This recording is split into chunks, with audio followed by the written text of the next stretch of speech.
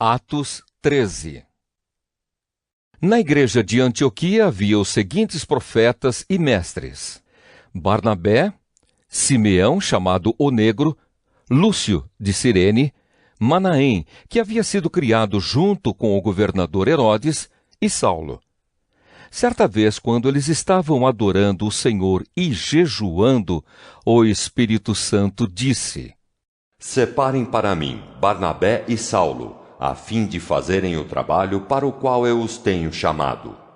Então eles jejuaram e oraram, e puseram as mãos sobre Barnabé e Saulo, e os enviaram na sua missão.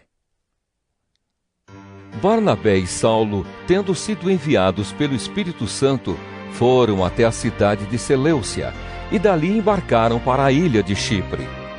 Quando chegaram à cidade de Salamina, começaram a anunciar a palavra de Deus nas sinagogas, e eles tinham João Marcos para ajudá-los no trabalho missionário. Eles atravessaram toda a ilha, chegando até a cidade de Pafos. Ali encontraram um judeu que era mágico e falso profeta, chamado Bar-Jesus. Ele era amigo de Sérgio Paulo, o governador da ilha, que era um homem muito inteligente. O governador mandou chamar Barnabé e Saulo, pois queria ouvir a palavra de Deus. Mas o mágico Elimas, este é o nome dele em grego, era contra os apóstolos. Ele não queria que o governador aceitasse a fé cristã.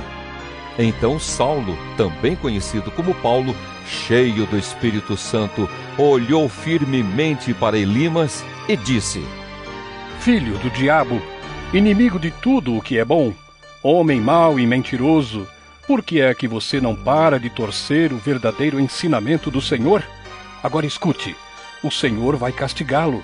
Você ficará cego e não verá a luz do sol por algum tempo. No mesmo instante, Elimas sentiu uma nuvem escura cobrir os seus olhos, e ele começou a se virar para todos os lados, procurando alguém que o guiasse pela mão. Quando o governador viu isso, creu e ficou muito admirado com os ensinamentos a respeito do Senhor Jesus. Paulo e os seus companheiros navegaram na cidade de Pafos até Perge, uma cidade da província da Panfilha. Porém, João Marcos os deixou e voltou para Jerusalém. Eles continuaram a viagem indo de Perge até a cidade de Antioquia, no distrito da Pisídia. No sábado entraram na sinagoga e sentaram-se. Depois da leitura da lei de Moisés e dos livros dos profetas, os chefes da sinagoga mandaram dizer a eles: Irmãos, se vocês têm alguma palavra para animar o povo, podem falar agora. Então Paulo se levantou, fez um sinal com a mão, pedindo silêncio, e começou a dizer: Homens de Israel e todos vocês não-judeus que temem a Deus, escutem. O Deus do povo de Israel escolheu os nossos antepassados quando moravam na terra do Egito e fez deles um grande povo. Ele os tirou de lá com grande poder e no deserto aguentou aquela gente durante 40 anos. Ele destruiu 7 povos na terra de Canaã e o povo de Israel se tornou dono das terras deles. Tudo isso levou uns 450 anos. Depois disso, Deus lhes deu juízes até o tempo de Samuel. Quando o povo pediu um rei, ele lhes deu Saul, filho de Quis, da tribo de Benjamim, para ser rei deles durante 40 anos. Depois que tirou Saul, Deus pôs Davi como rei e disse isto a respeito dele: Encontrei em Davi, filho de Jessé, o tipo de pessoa que eu quero e que vai fazer tudo o que eu desejo.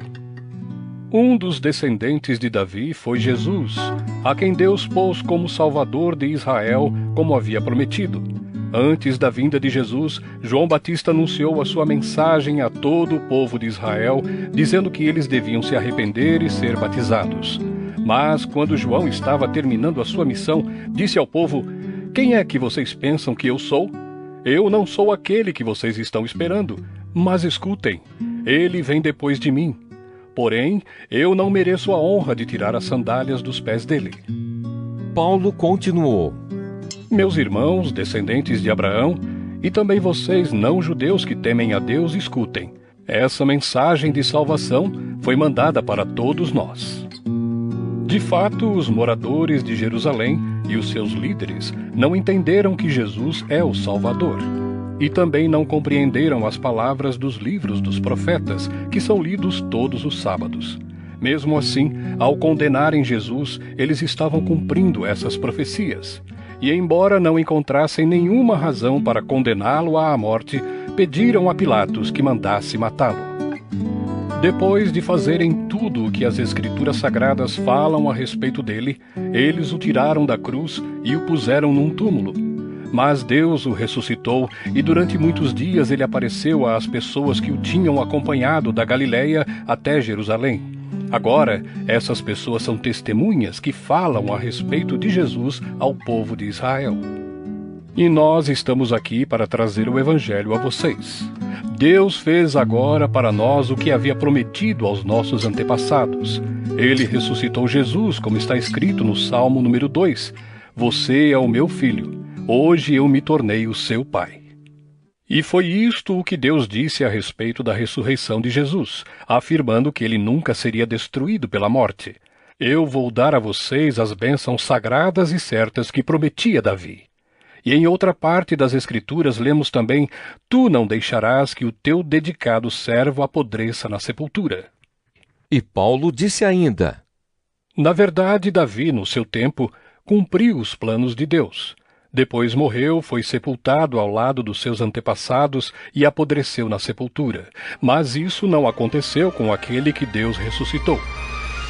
Meus irmãos, todos vocês precisam saber com certeza que é por meio de Jesus que a mensagem do perdão de pecados é anunciada a vocês. Precisam saber também que quem crê é libertado de todos os pecados dos quais a lei de Moisés não pode livrar. Portanto, tenham cuidado para que não aconteça o que os profetas disseram. Prestem atenção, vocês que zombam de Deus. Fiquem espantados e morram, pois o que vou fazer agora é uma coisa em que vocês não acreditariam, mesmo que alguém explicasse. Quando Paulo e Barnabé estavam saindo da reunião, as pessoas pediram com insistência que eles voltassem no sábado seguinte, a fim de falarem sobre o mesmo assunto. Depois da reunião, muitos judeus e outras pessoas convertidas ao judaísmo acompanharam Paulo e Barnabé, que falavam com eles e animavam todos para que continuassem firmes na graça de Deus. No sábado seguinte, quase todos os moradores da cidade foram ouvir a palavra do Senhor. Quando os judeus viram aquela multidão, ficaram com muita inveja. Então começaram a dizer o contrário do que Paulo dizia e o insultaram. Porém, Paulo e Barnabé falaram com mais coragem ainda. Eles disseram: era necessário que a palavra de Deus fosse anunciada primeiro a vocês que são judeus. Mas como vocês não querem aceitá-la e acham que não merecem receber a vida eterna, então agora nós vamos anunciar a palavra aos não-judeus. Pois esta é a ordem que o Senhor Deus deu a nós, o seu povo. Eu coloquei você como luz para os outros povos, a fim de que você leve a salvação ao mundo inteiro. Quando os não-judeus ouviram isso, ficaram muito alegres e começaram a dizer que a palavra do Senhor era boa. E creram todos os que tinham sido escolhidos para ter a vida eterna. A palavra do Senhor se espalhou por toda aquela região. Mas os judeus atiçaram as mulheres não judias da alta sociedade convertidas ao judaísmo e também os homens mais importantes da cidade. E começaram a perseguir Paulo e Barnabé e os expulsaram daquela região. Então os apóstolos sacudiram a poeira das suas sandálias em sinal de protesto contra eles e foram para a cidade de Icônio. E os cristãos de Antioquia continuaram muito alegres e cheios do Espírito Santo.